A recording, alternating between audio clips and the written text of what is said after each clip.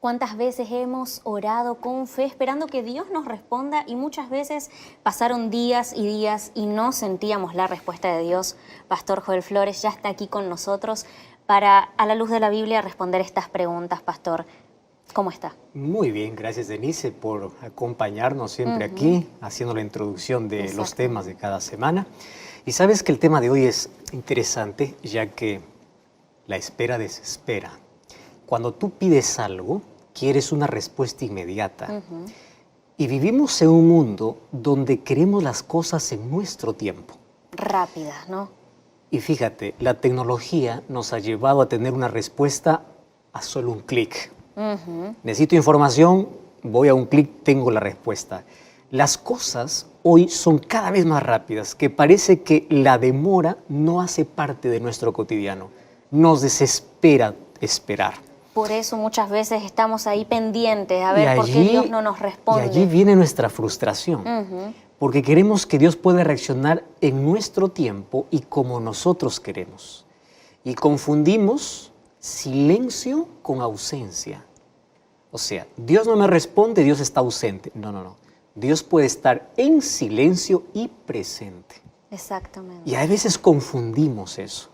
Y es por eso que tenemos que entender por qué y cuándo Dios queda en silencio y aprender a no dudar, porque su silencio no significa su ausencia. Exactamente, Pastor. Muchísimas gracias. Entonces, vamos a escuchar lo que tiene para nosotros. Gracias, gracias. Un grande abrazo para ti que estás escuchando, sintonizando este programa.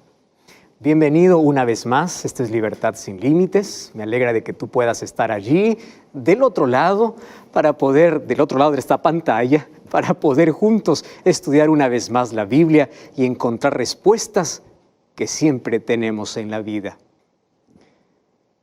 Ya te preguntaste por qué a veces Dios parece que queda en silencio. Esta es una pregunta muy frecuente. ¿Dónde está Dios? Hay una música que dice que el silencio puede ser un lenguaje de amor en un mundo donde hay tanto ruido. A veces el silencio es el mayor favor. Sin embargo, es muy difícil aceptar. Es muy difícil poder vivir. Es muy difícil entender el silencio de Dios. Yo me encontré con varias personas, o con dos tipos de personas por lo menos. Uno de ellos diciendo, pastor, yo estoy frustrado y yo prefiero no creer en Dios a creer que Él existe y Él está ausente de mi vida.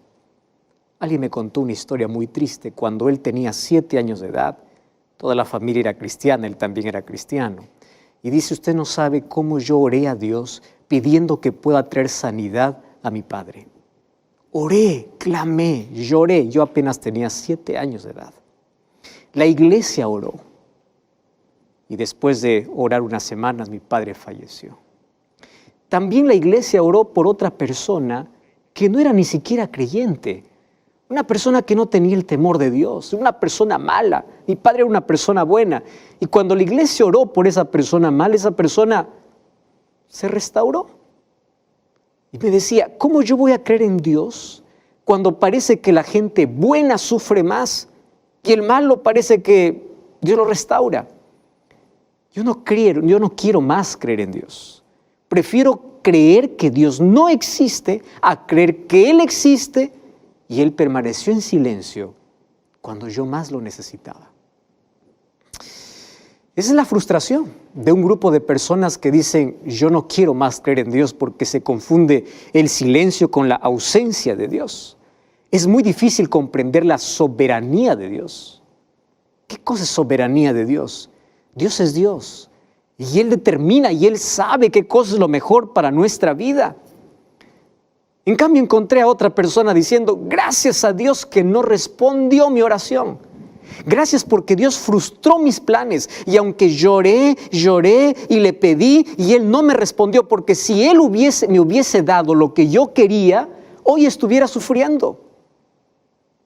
Dios no me dio lo que yo quería, Dios me dio lo que yo necesitaba.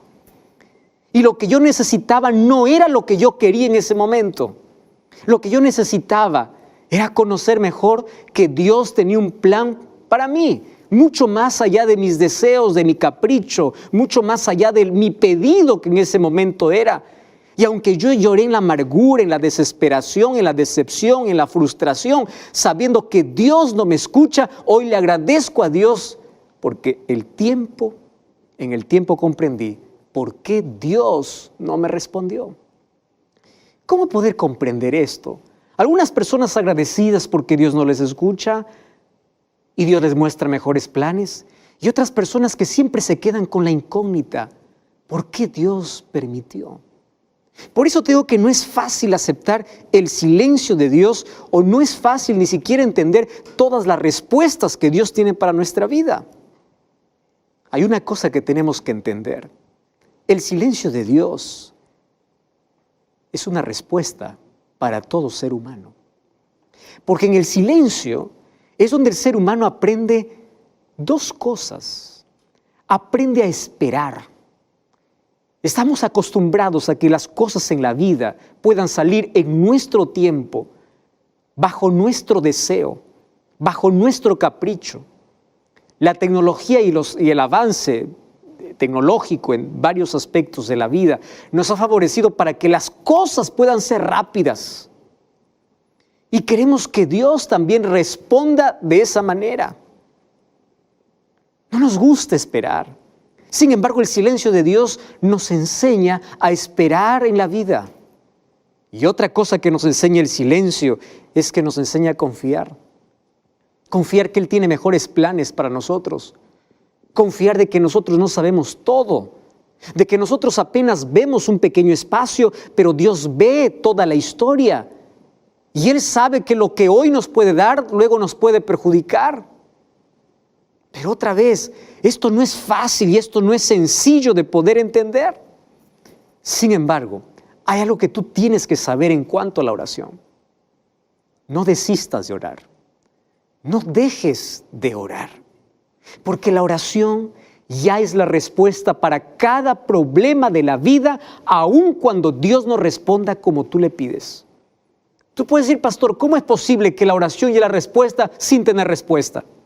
Porque lo primero que tú vas a tener cuando oras es paz. Y al tener paz y una nueva visión de la vida, es suficiente para enfrentar cualquier dificultad que en la vida se nos presente. Número 2, la oración coloca tu corazón en sintonía con la voluntad de Dios. Y eso es lo que me encanta. Por eso es que no desistas y no dejes de orar, aun cuando Dios permanezca en silencio. Porque incluso en la medida que caminamos con Dios, nuestros pedidos van cambiando, porque nuestro corazón se coloca en sintonía con la voluntad divina. Nuestros pedidos se convierten más espirituales que materiales. Por eso, ora, aun cuando parezca que no tenga respuesta, porque es mejor tener marcas en las rodillas que heridas en el corazón. Antes de cualquier decisión, colócate delante de Dios en oración. La pregunta es, ¿por qué parece que Dios responde a algunos de manera inmediata? Respondió a un Jonás que estaba en el vientre de un pez. Respondió a Jabes que le pidió, y dice Primera de Crónicas que Dios le dio todo lo que pidió. Y a otras personas parece que no. ¿Acaso hay algún secreto que nosotros tenemos que comprender en la oración? En primer lugar, yo quiero que entiendas que la oración no es dar información a Dios. No es que cuando tú oras, Dios recién se entera de todo lo que te está sucediendo. No, Dios sabe de todo. Pero la oración coloca tu corazón en sintonía con la voluntad de Dios para esperar la respuesta y la voluntad divina. Yo quiero abrir la Biblia y estoy con la Biblia en mano. Yo quiero mostrarte aquí algunos textos importantes que tienen que ver con el hábito de orar y también tienen que ver con las respuestas de Dios. El libro de Jeremías capítulo 33, versículo 3 dice así: clama a mí y yo te responderé y te mostraré cosas grandes y ocultas que tú no conoces. Lo primero que Dios te pide es clama. ¿Qué cosa es clamar? Clamar no es repetir una oración. Clamar tiene que ver con el deseo profundo del corazón. Dios no solamente escucha tus palabras, Dios ve la intensidad del deseo que hay en tu corazón. Y a veces la oración lo que hace es abrir nuestros ojos. Y abre nuestros ojos para ver cosas que antes no veíamos. Porque el pecado nos enceguece y Dios abre nuestros ojos a través de la oración para poder encontrar respuestas inmediatas. Clama. Ese es el primer secreto. Número 2, que tu pedido pueda ser realmente un clamor del corazón. Mateo capítulo 7, versículo 7 dice: pedid y se os dará. Buscad y hallaréis. Llamad y se os abrirá. 3 acciones, 3 verbos. Pide, busca, llama, toca, insiste.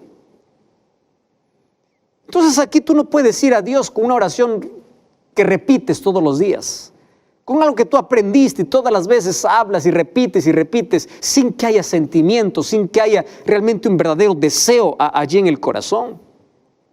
Tú tienes que abrir el corazón a Dios y Dios ve el deseo que hay allí.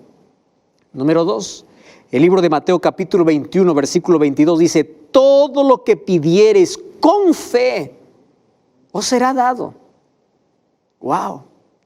La fe nos abre las ventanas de los cielos. Tú sabes que la oración o la fe es la llave para poder abrir los mayores tesoros celestiales. La oración es la llave en la mano de la fe para que las mayores bendiciones de Dios puedan caer sobre tu vida. Sin embargo, ¿qué cosa es lo que tú tienes que hacer? Tienes que pedir con fe. ¿Recuerdas aquella historia de un grupo de creyentes que se colocó para orar porque no había lluvia durante buen tiempo? Y allí aquellos que dependen de la lluvia para poder sembrar, en sí todos dependemos de ello para poder sobrevivir. Entonces empezaron a clamar a Dios y fueron allá, fuera de la iglesia, fuera del pueblo para poder orar. Y un día dijeron: vamos allí a una jornada de oración. Y mientras ellos iban caminando, una niñita de 7 años llevaba un paraguas, en pleno sol, en plena sequía. Y alguien le preguntó y le dice: ¿por qué llevas paraguas si hace tanto tiempo que no llueve? ¿No ves el sol que está ardiendo? Y la niñita le responde: justamente por eso llevo, porque vamos a orar. Y si Dios quiere responder inmediatamente, Él nos va a dar lluvia y solamente yo estoy preparada. Eso es fe, creer como cree un niño. Esa es la fe que Dios quiere que nosotros podamos tener. Creer que Dios responde cada oración. Pide con fe, porque la duda es como un techo que limita las bendiciones de Dios para nuestra vida. Número 3, sé agradecido con Dios. No vayas a la presencia de Dios solamente para pedir, pedir, pedir y pedir. Anda para agradecer. Filipenses capítulo 4, versículo 6 dice que deben ser conocidas nuestras peticiones con acción de gracias. ¿Eso qué cosa significa? Tú tienes que orar, tienes que pedir, pero tienes que dedicar más tiempo para agradecer. La palabra gracias es una de las palabras que más escasean en nuestro vocabulario. Buscamos a Dios solamente en emergencias. Pensamos que Dios es como una ambulancia que tiene que venir rápido cuando estamos en un incendio de la vida. Buscamos a Dios como buscamos a un médico, solo cuando falta la salud. ¿Y por qué no buscas a Dios cuando todo te va bien en la vida? Sé agradecido con Dios. Y el libro de Juan capítulo 15, versículo 7, dice que Dios responde la oración de aquellos que permanecen en Él. Mira lo que dice el versículo 7. Si permanecéis en mí y mis palabras permanecen en vosotros, pedid todo lo que queráis y os será hecho. Pide todo lo que quieras, pero vive a la altura de la luz que tú has recibido. Tú sabes que hay cosas que pueden impedir que tu oración pueda llegar a Dios, porque tú sabes que hay cosas que tienes que abandonar. Pero tú ni siquiera tienes la menor intención de poder abandonar esas cosas. Tú estás acostumbrándote con el pecado. Y Jesús dice, si tú permaneces en mí, si tú caminas conmigo, pídeme lo que quieres, yo te voy a dar. ¿Por qué? Porque en la medida que caminas con Dios, tus pedidos son diferentes. Tus pedidos llegan a ser de acuerdo a la voluntad de Dios. Y la parte más importante que tenemos que aprender cada vez que queremos una respuesta de Dios es una palabra que a los seres humanos no nos gusta, y es la palabra sumisión. ¿Qué cosa es eso de someterse? No es una palabra que está de moda, no es una palabra agradable, es una palabra que muchos ni siquiera quieren pronunciarla. ¿Qué cosa es someterse? Ante Dios tienes que someterte. Sabes que el libro de Primera de Juan, capítulo 5, versículo 14, mira lo que dice. Primera de Juan, capítulo 5, versículo 14. Y esa es la confianza que tenemos en Él. Porque si pedimos alguna cosa conforme a su voluntad, Él nos oye. ¿Qué cosa es pedir conforme a su voluntad? Decirle, Señor, sea hecha tu voluntad y no la mía. ¿Recuerda la oración de Jesús? Jesús mismo, cuando oró al Padre, le dijo, sea hecha tu voluntad. Y cuando Él nos enseñó a orar, en el libro de Mateo capítulo 6 encontramos la oración modelo y dice que nosotros tengamos que pedir a Dios la voluntad de Él. Quiere decir, Señor, yo te expreso mi pedido, pero yo confío en tu voluntad. Y tu voluntad, si es que me da, está bien. Y si no me da, ayúdame y enséñame a esperar. Pero yo creo que tu voluntad es superior, es mayor a la mía. Yo someto mi voluntad, mi pedido, mi deseo a tu voluntad. Y esa es una de las cosas más difíciles que nos cuesta entender en la vida. ¿Cómo es que yo puedo aceptar la voluntad de Dios? A veces cuando yo quiero algo, Dios dice, no, no es el tiempo, espera un momento. Quiero que entiendas algo. Detrás de cada no hay una bendición disfrazada. Detrás de cada momento que Dios te dice, espera, tu expectativa tiene que crecer porque tiene mejores planes para tu vida. Pero aprende a confiar en Dios y aprende a someterte a Dios y aprende a esperar en Dios. El libro de Salmos, capítulo 40, versículo 1, David dice lo siguiente, pacientemente esperé a Jehová y Él se inclinó a mí y oyó mi clamor. No dice que Dios te responde de manera inmediata. Claro que hay oraciones que Dios responde en el instante, pero dice, pacientemente esperé a Jehová, porque Él sabe en qué momento actuar. Otra de las cosas interesantes que tenemos que saber es que cada vez que oramos tenemos que llevar un corazón perdonador. Porque si en tu corazón hay odio y sentimiento de venganza, ¿cómo vas a querer la paz del Señor cuando hay tanto veneno que estás consumiendo? Tienes odio, tienes rencor, no perdonas. Jesús nos enseñó en la oración, perdónanos como nosotros perdonamos. Cuando tú no perdonas a aquel que te ofendió, tú estás rompiendo el mismo puente por donde tú tienes que pasar.